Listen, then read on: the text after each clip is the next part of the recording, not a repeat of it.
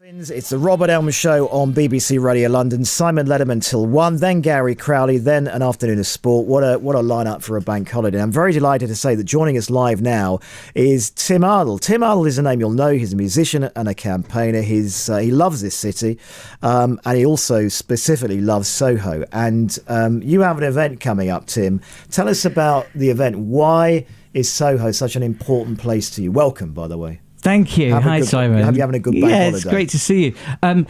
Well, first of all, my first love is music. And the history of the music of the 20th century in this country, by and large, sort of comes out of Soho. You know, it was British rock and roll was born in Soho in the 1950s, and it goes right through up until, I guess, Paloma Faith was working in Dean Street, performing in the Black Gardenia. And then suddenly all of these venues disappeared. So the late 2000s became a kind of, like there was just a dearth of music venues. And then when they closed Madame Jojo's, I felt I was already singing songs about Soho and celebrating it because of my family background in the area. I lived there for 21 years. You know, it's whatever it is that I am is a product of that place. And so singing about it wasn't really enough. So that's why I went into starting a campaign, and it became, I think, it inspired affection from the public, because I don't think they quite realised how much they loved Soho. And you don't realise how much you love something until it's under threat. And with support from people like Stephen Fry, Benedict Cumberbatch, of course, it made sort of global headlines. And 2 years later, we're still running it. But the big thing about the event tomorrow night is that the whole time since 2000 and late 2014, when we started Save Soho, I really wanted to, I'm an alternative, sort of whatever, independent musician. I really wanted some mainstream people in the music sector to put their arms around this campaign because it's so important. And thankfully, Matt Everett, as you know, is a presenter from BBC Six Music, has taken on that task and is coming to host the event tomorrow night in Soho. So it feels like a real accomplishment to have Matt, who's got an amazing provenance with his history of presenting music, to be backing our campaign. Can I ask you a question about Soho? Because it's really interesting. There's a sense in London that there are many different kinds of Londoner. There are Londoners who are traditional and may never head into Soho unless there may be parking nearby for the theatre nearby. There are those who kind of embrace it in the way that you've had. It kind of goes through their DNA. And there are people, there are areas of town that I love that the next person won't, maybe because it's changed. And so, for example, when I grew up, I remember the rawness of, for example, the Royal Festival Hall, that whole area of the South Bank. Some people loathe it because to them, they remember life before that. And this was like a modern, for, to use Prince Charles's expression, this modern carbuncle. So what is your gut feeling as to the idea about Soho? Because when King's Cross was changed, it was cleaned, it was rebuilt. There are people who celebrated it and others say, look what we've lost. What is your gut feeling in terms of the people you speak to, the people you campaign towards? Does everybody feel like that? Does the majority? Is there a split of opinion? Do they think it should go back to what it was? It's a really good question, Simon. Soho is not a London thing, for a start. We have more people that write in letters of support for Soho and its culture of diversity from, America and Europe, the rest of Europe, more than we do in the United Kingdom. So first of all, there's your first sign that this isn't just it's not a local problem, it's not a NIMBY issue, and it's not even a national problem. But actually, for music, it really is national, because that's where every artist from around this country arrived from, the 60s, the 70s, the 80s, the 90s, whether it was Oasis or the Kinks or the Animals. Those like world domineering musicians had their first platform in Soho. So my thought about, I think it's okay to not be passionate about an area, or miss it how it was before. I think what's important at the moment is that Soho has always been a place where people who were afraid to be themselves in any other part of the country could feel they belonged. And at this moment in the world, with what's happening, Soho represents the antithesis of a great deal of suffering in the world today, and that's why I still support it. And you only have to think about what's happening in Chechnya at the moment, with gay men being persecuted in that way. This is something that I argue for Soho's continuing. It's okay to build and develop London. It's always changed, for thousands of years. But what we've held on to in the 20th century in Soho is something that goes beyond that, and music is part of that. Because historically, you could easily fairly argue that Soho has been a monument for freedom and for change. Because, absolutely. So many of the things, the way that inclusivity, diversity, people who are afraid, refugees, the gay community, artists who would say things. There was a feeling in Soho that, Gandhi said some laws are unjust.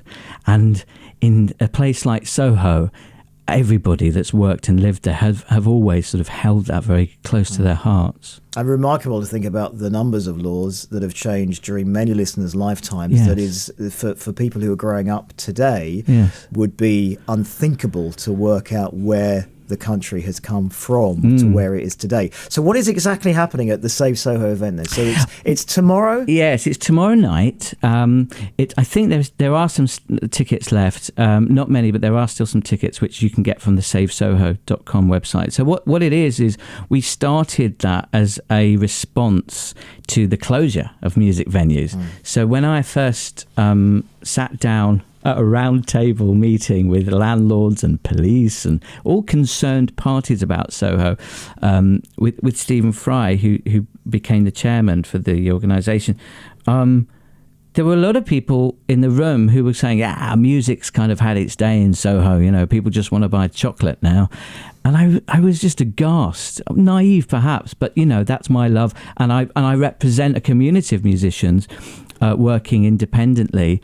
Apart from it being our living, a lot of people like to go to small venues. No, not everyone wants to go to the O2. We can do when they wheel out an aging rock star every so often. It's wonderful. But, small places are really important. The students have to be able to afford to go to somewhere. So the reservation is the name of the club night that we started. That's the event tomorrow. And I really started it to sort of prove those people wrong that thought that Soho's days with music was over. I presume this only works for you if people take notice. So it was terrifying, because we've done about 12 events now, but every single one, and I talked to Nim, who's my project manager and helps me produce the events. I said, we have to sell these out, otherwise that fat cat that was saying to me that we don't need to put any new music venues in London is right. So I really kind of sweat myself to death making sure that everyone knew about it, and we've sold out every single event we've done, and that's a great testament to the fact that people still want to go into the middle of London, into a tiny room with less than 100 people, and listen to artists performing and sharing their work.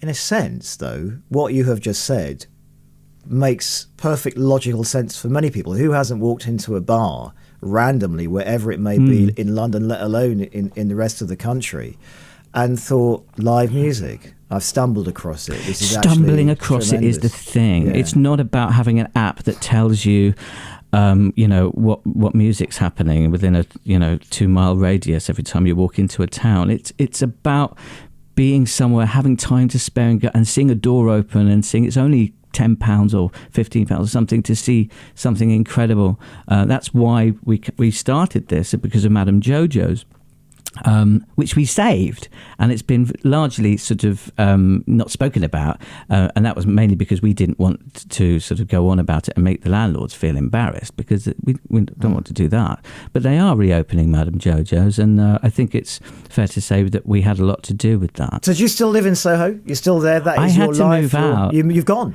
I had to move out, and for lots of different reasons.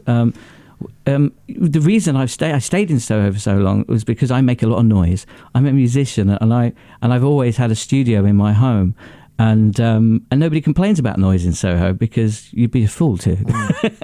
But then it got to the point where so many people knew me for the campaign and Saving Soho that composing became quite hard. It's hard when you have ideas in your head all the time, and people start talking to you about council rent rates and stuff just when you've literally gone to buy a pint of milk from the shop to get a cup of tea, and kind of dashes your creativity, I would imagine. Yeah, it was quite ironic that the very reason that I left Soho was because I was trying to, well, not save it, but promote what it stands for.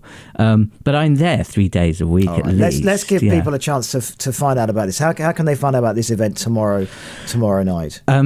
I think the best way, go to savesoho.com. There are still a few tickets left on sale. It's going to be incredible. We're doing a panel discussion in the middle of what is a gig. So I'll just run through. We have an amazing up-and-coming artist who's doing her first show in Soho. She's 17. She's an incredible singer. I've done some work producing her material, and her name is Sarah Strudwick.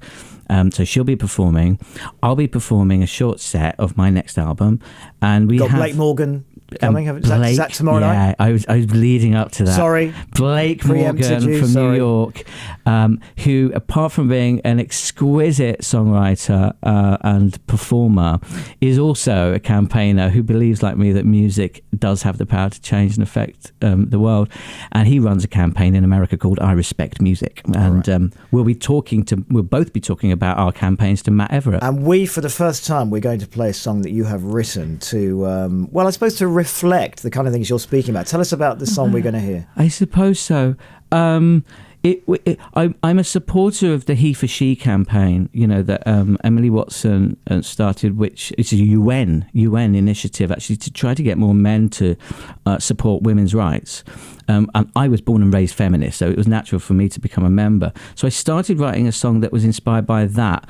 But then I put down the guitar and watched a speech by Stephen Fry in which he was talking about the absolute horrific sides of the Catholic Church who condemn gay marriage and gay rights in general.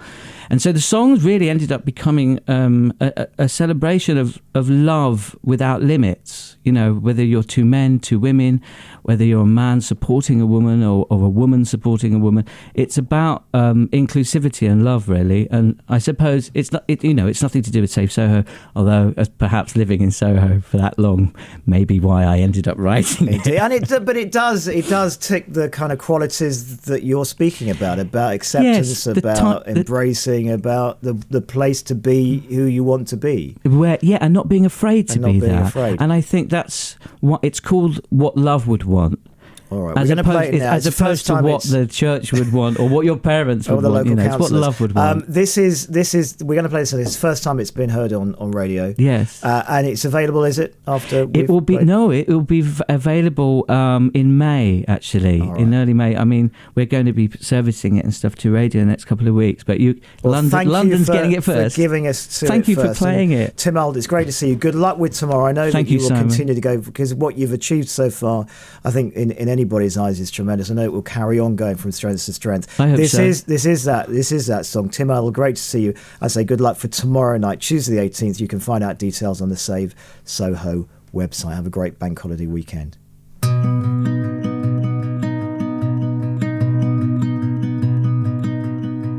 From my door, the barriers you say I never saw,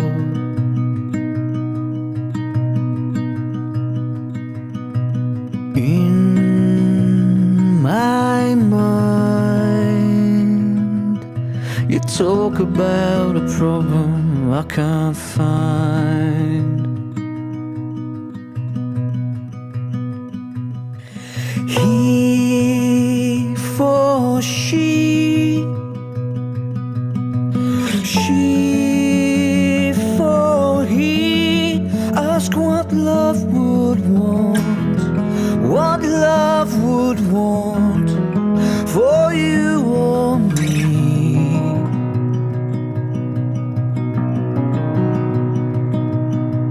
He for he, she for she. Ask what love would want, what love would want for you.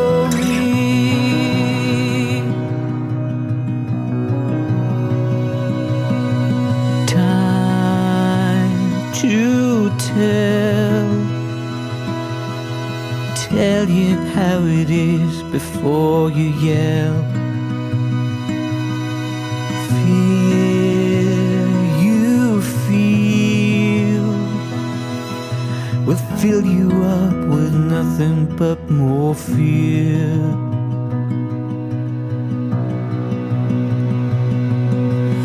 He for she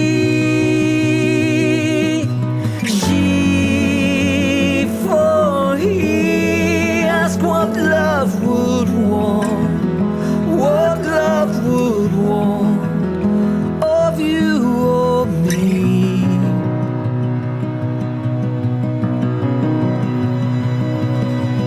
He for he, she for she. Ask what love would want, what love would want for you or me.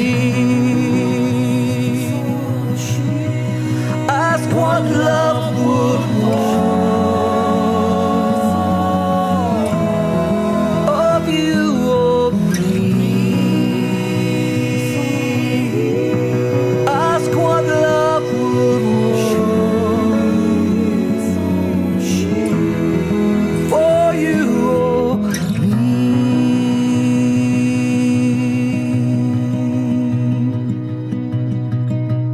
There we go. Tim Arnold and What Love Would Want. And thank you for all your calls and emails on the programme today. Just a reminder, coming up, the great Gary Crowley is in conversation with Sylvia Sims with My London.